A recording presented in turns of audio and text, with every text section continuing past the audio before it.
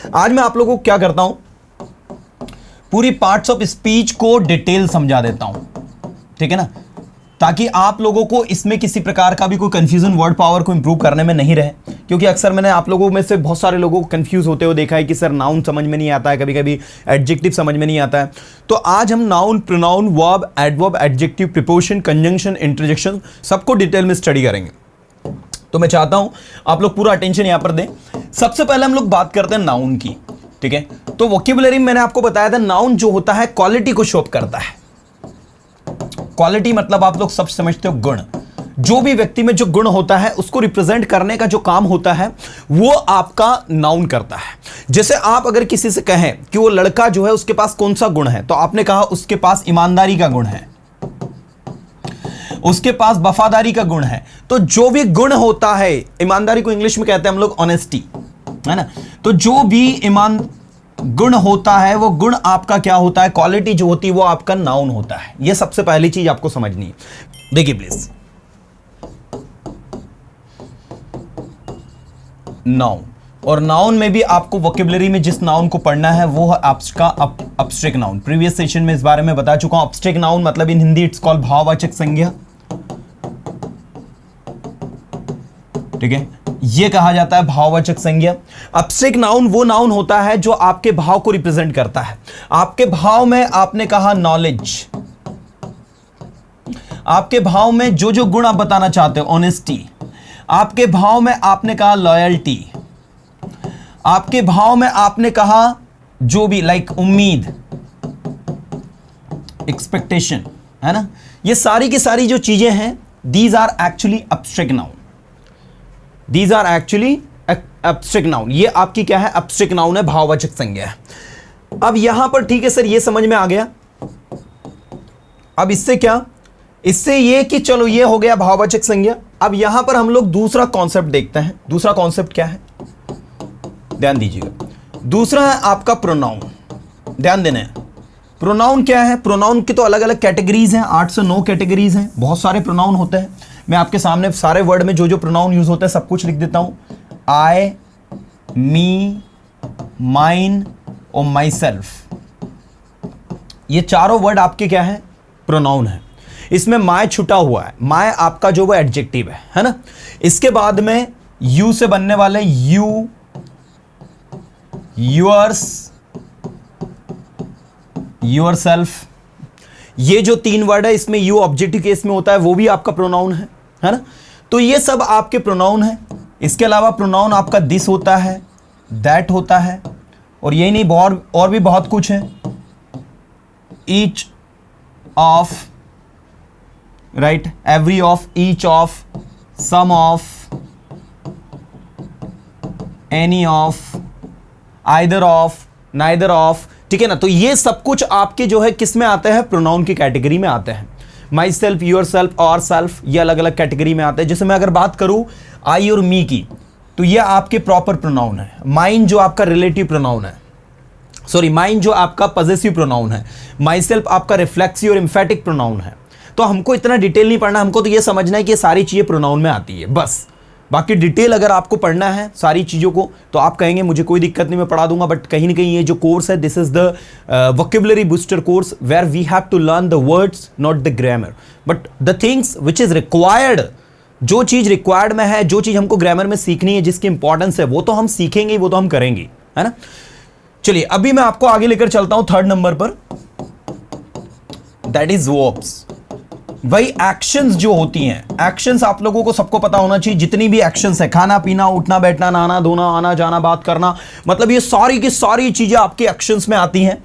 और आपको बताना चाहूंगा मैं सभी को कि ये जो एक्शंस है आपकी, ये हर वो चीज है। जैसे अगर अभी आप बैठ के पढ़ रहे हो तो पढ़ना भी आपकी एक्शन है ना। मतलब आपको एक्शंस पर बेस्ड कुछ चीजें मैं बताना चाहूंगा आज, जो आप सबको आज समझनी है। मुझे लगता है ये सबसे इंपॉर्टेंट चीज है आप सभी के लिए, स्पेशली लर्निंग के लिए। अगर आप ये उस पर्पज से इस चीज को सीख रहे हो कि नहीं, मुझे मेरी वोकैबुलरी को एक्सटेंड करते हो, अपनी स्पोकन को भी इंप्रूव करना है, तो ये बहुत इंपॉर्टेंट हो जाता है यहाँ पर। तो एक्शन क्या होता है, इस चीज को समझने के लिए आप देखो, आपने लिखा एक वर्ड लिखा, मान लीजिए आपने कोई सा वर्ड लिख दो आपने, मान लीजिए आपने लिखा हेल्थ। अब हेल्थ का मतलब क्या होता है, स्वास्थ्य। हेल्थ का मतलब होता है स्वास्थ्य। मैंने कहा आपकी हेल्थ कैसी है। अब आपसे कहा गया कि ये जो वर्ड है ना हेल्थ, इसको आपको क्या करना है, एक वर्ब के तौर पर यूज करना है, क्रिया के तौर पर यूज करना है, एक्शन के तौर पर यूज करना। कैसे यूज करोगे? अब आप सबसे पहले तो आपने कहा ठीक है सर, मैंने सोचा हेल्थ मतलब होता है स्वास्थ्य, आपके दिमाग में ये चीज क्लिक हो गई है ना। अब आगे क्या बोले? आगे ये कि ये जो वर्ड हेल्थ आया ना, अगर इसकी मुझे वर्ब बनानी है, अगर इसे मुझे एज ए एक्शन यूज करना है, एज ए वर्ब यूज करना है, तो सबसे पहले मुझे इसका एडजेक्टिव बनाना होगा, क्योंकि बिना एडजेक्टिव के वर्ब नहीं बनती है, क्योंकि वर्ब का एक फॉर्मूला है, verb is equal to make plus adjective, या फिर verb is equal to be plus adjective, या फिर हैव प्लस नाउन। यह फॉर्मूला होता है किसी भी वर्ड को किस में यूज करने में, वर्ब यूज करने में, या वर्ब के साथ यूज करने में। तो हैव अगर आप लगाओगे तो आप नाउन से काम चला सकते हो, लेकिन वो मतलब किसका देगा? पास का। मैंने कहा तुम्हारे पास अच्छा स्वास्थ्य होना चाहिए, तुम्हारे पास अच्छा स्वास्थ्य होना चाहिए, तुम्हारा स्वास्थ्य अच्छा होना चाहिए। यू शुड हैव, ये देखो, you should have good health. अब आप देख सकते हैं यहां पर हम लोगों ने हेल्थ यूज किया किसके साथ में? हैव के साथ में। तो हैव के साथ में आपको जो है नाउन यूज करना होता है। यहां पर हेल्थ जो आपका नाउन है, उसकी विशेषता बताने के लिए आगे एडजेक्टिव गुड लगाया है हमने। तो you should have good health, तुम्हारी जो हेल्थ है वो अच्छी होनी चाहिए, या तुम्हारा स्वास्थ्य अच्छा होना चाहिए। अगर आपको ये जॉब करनी है, ठीक है, इस फील्ड में पर्टिकुलरली जाना है, तो आपका जो हेल्थ है वो अच्छा होना चाहिए। You should have good health, you should have good health. तो इस तरीके से ये आपका यूज होगा ना। अब मैं चाहूंगा यहां पर आप लोग ध्यान दें, सबसे इंपॉर्टेंट चीज मेक और बी। मेक का मतलब होता है किसी को बनाना, जो भी आप उसको बनाना चाहते हो, और बी का मतलब होता है होना, जो भी होना है। अब अगर आपने कहा मेक एडजेक्टिव, तो पहले हेल्थ का एडजेक्टिव बनाओ। हेल्थ का एडजेक्टिव में यहां वाई लग जाता है, तो ये हो जाता है हेल्दी। मतलब अगर आपको वर्ब बनानी है तो आप कहोगे मेक हेल्दी बी हेल्दी। इसके लिए आप जो यूज करोगे वो क्या यूज करोगे? Make healthy be healthy. अब यहां पर आप लोग सब देखें, पूरा अटेंशन मैं चाहता हूं आप लोगों का सबका। दूसरा वर्ब्स, वर्ब्स में हमने क्या पढ़ा?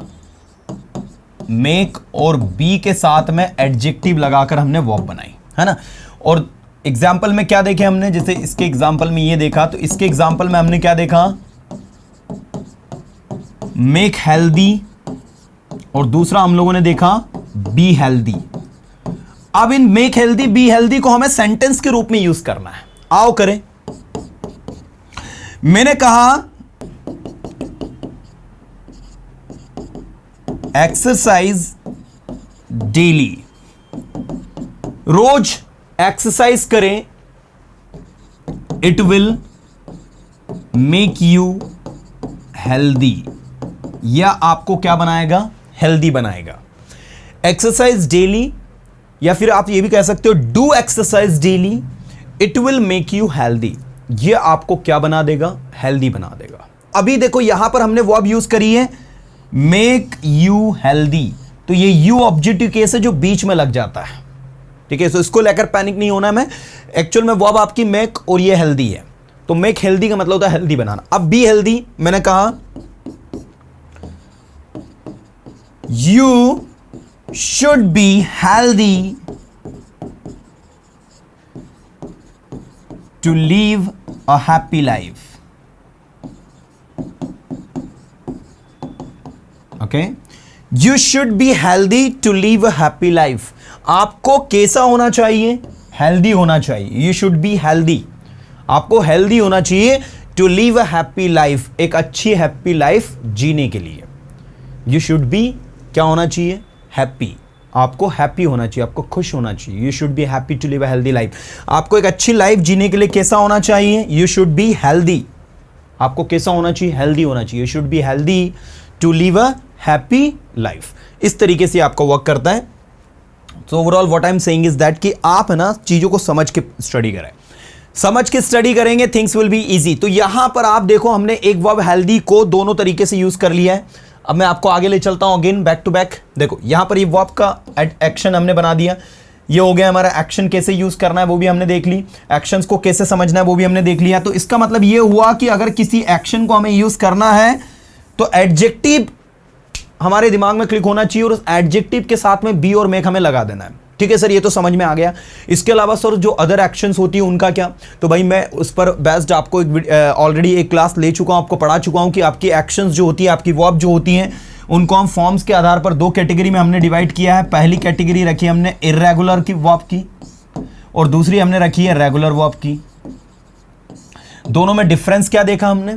दोनों में डिफरेंस ये देखा कि इर्रेगुलर वर्ब वो वर्ब होती है जो वर्ब ये बताए कि भाई उसकी second form third form change हो रही है। जैसे देखो सिंग, इसकी सेकंड फॉर्म क्या होती है? सैंग, इसकी थर्ड फॉर्म क्या होती है? संग। तो ये वर्ब आपकी हो गई इर्रेगुलर वर्ब।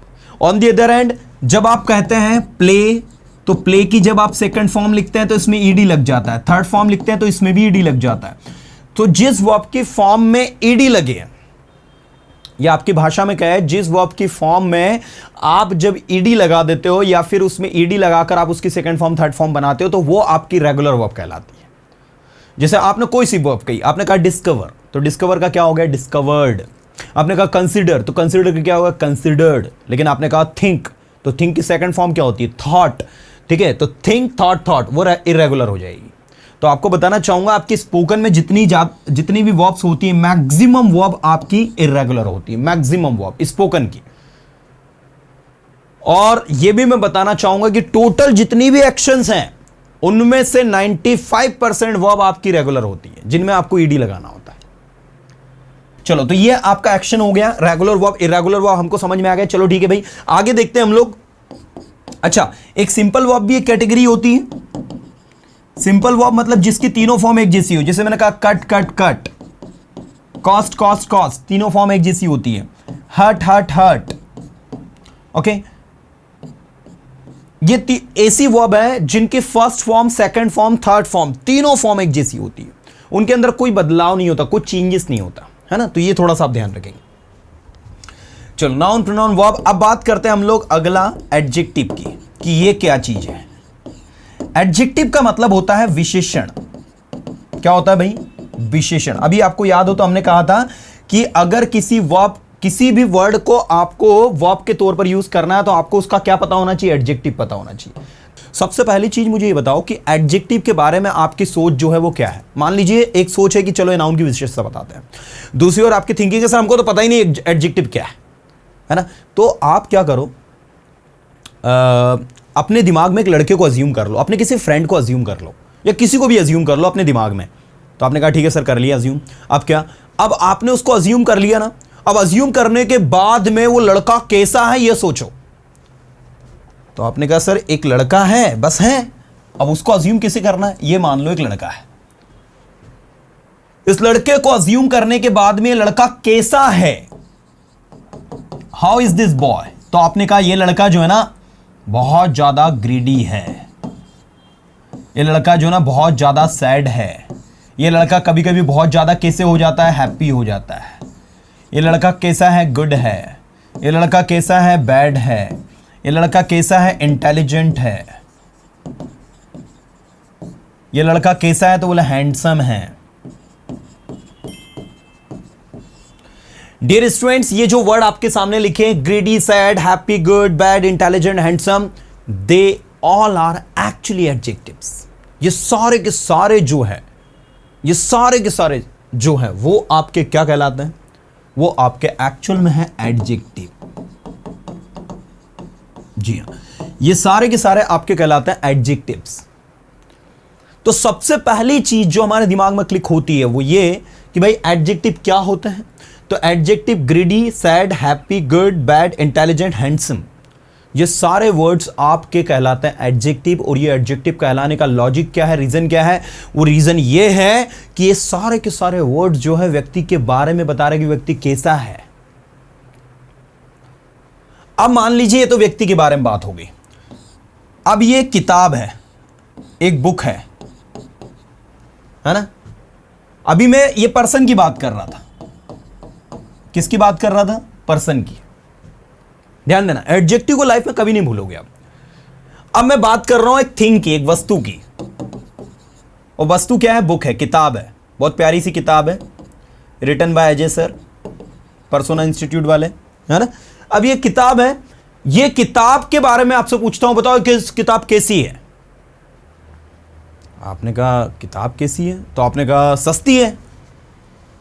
अरे सस्ती है मतलब चीप है, महंगी है, कॉस्टली है, एक्सपेंसिव है, बड़ी है, बिग, छोटी है, स्मॉल, लंबी है, लॉन्ग या लेंदी, जो भी आप बोलना चाहो, लॉन्ग भी बोल सकते हो, लेंदी भी बोल सकते हो, दोनों एडजेक्टिव है। चौड़ी है, वाइड है। और बताओ किताब कैसी है? ठीक है ना, कैसी है किताब? आपने कहा धार्मिक किताब है, तो धार्मिक क्या हो जाएगा? रिलीजियस। मतलब in short what I am telling you कि हर वो चीज जो किसी पर्टिकुलर वस्तु की, किसी पर्टिकुलर पर्सन की या किसी पर्टिकुलर प्लेस की विशेषता बताए, वो जो है आपकी नाउन हो जाता है। अब यहां पर हम लोग, अभी हमने बुक को लिया, अभी हमने इसको लिया, अब एक काम करते हैं, एक प्लेस को लेते हैं। चलो ये प्लेस ले लिया हमने, एक स्थान ले लिया, और इस स्थान का नाम हमने रखा खंडवा, खंडवा एमपी। अब खंडवा एक प्लेस के बारे में आपको बताना, आओ देखते हैं हम लोग प्लेस के बारे में बताना। आओ, कैसे बताओगे? सबसे पहले तो आपने कहा सुंदर जगह है, ब्यूटीफुल। फिर आपने कहा छोटा है, स्मॉल है, नहीं बड़ा शहर है, बिग। फिर आपने और क्या क्या कहा इसके बारे में? और आपके दिमाग में क्या क्या आता है किसी पर्टिकुलर शहर के बारे में? मान लो बहुत ज्यादा क्या है, एकदम साफ सुथरा शहर है तो क्लीन। मान लो गंदा है तो डर्टी, डर्टी सिटी। मान लो और क्या हो सकता है, प्रदूषित है, पॉल्यूटेड, पॉल्यूटेड भी हो जाएगा। और क्या क्या हो सकता है आपके दिमाग से? क्राउडेड, क्राउड नहीं, क्राउडेड, वेरी गुड, क्राउडेड हो जाएगा। और नियर हो जाएगा, वेरी गुड, फार हो जाएगा, वेरी गुड। तो far, near, crowded, beautiful, small, big, clean, ये सारे वर्ड आपके क्या है बताऊं? ये आपके एडजेक्टिव है। मतलब आपको बताना चाहूंगा पर्सन, प्लेस और थिंग्स की विशेषता बताने वाले शब्दों को एडजेक्टिव कहते हैं। कम ऑन, पर्सन, प्लेस और थिंग्स की विशेषता बताने वाले शब्दों को हम कहते हैं एडजेक्टिव। यह चीज अपने दिमाग में फिट कर लेना। ठीक है सर, ये तो फिट हो गई, ये हमको समझ में आ गया। आगे क्या? आगे ये है कि अगर आपको ये फिट हो गया तो इनकी मदद से आप इनकी वर्ब बना लोगे। बोलो कैसे वर्ब बनाएंगे सर? देखो आओ सीखो। Make religious, be religious, make cheap, be cheap, make costly, be costly, make expensive, be expensive, make big, be big, make small, be small, make long, be long, make lengthy, be lengthy, make wide, be wide, make greedy, be greedy, make sad, be sad, make happy, be happy. I want to make you happy, मैं आपको खुश करना चाहता हूं। I want to make you happy, I want to make you happy, मैं आपको खुश करना चाहता हूं। I want to make you good, मैं आपको अच्छा बनाना चाहता हूं। I want to make you good in English, मैं आपको इंग्लिश में अच्छा बनाना चाहता हूं। I don't want to make you bad in English, you know. तो इस तरीके से make bad, make good, make intelligent, be intelligent, make handsome, be handsome, make beautiful, be beautiful, make small, be small, make big, be big, make clean, be clean, make dirty, be dirty, make polluted, be polluted, make crowdy, be crowdy.